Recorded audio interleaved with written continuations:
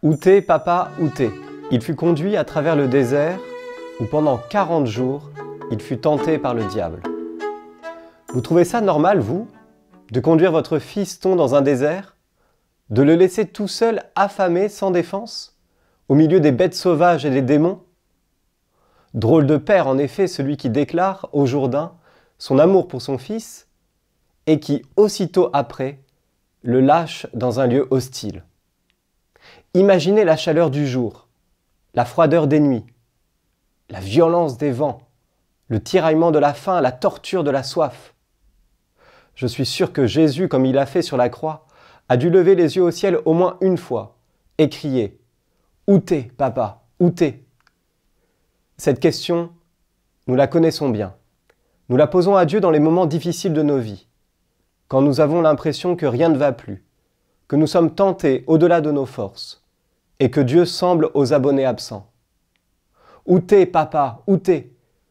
Pourquoi laisses-tu la souffrance me gagner? Les bêtes sauvages m'approcher. Viens à mon aide, montre-moi que tu existes et que tu m'aimes. Que faire cependant si la voix de Dieu ne se fait pas entendre aussi clairement qu'au Jourdain? Se laisser abattre? Prendre ses jambes à son cou?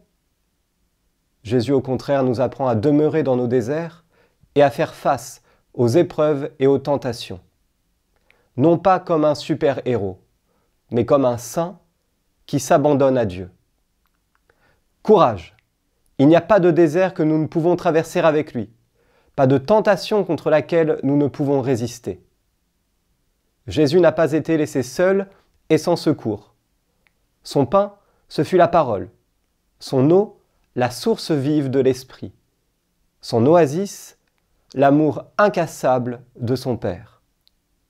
Jamais Jésus n'aurait résisté aussi longtemps à la faim et à la soif, jamais il n'aurait défait Satan si son Père n'avait été là dans le secret à ses côtés. À nous maintenant de découvrir tout au long de cette semaine les multiples visages de ce Père qui est avec nous dans nos déserts.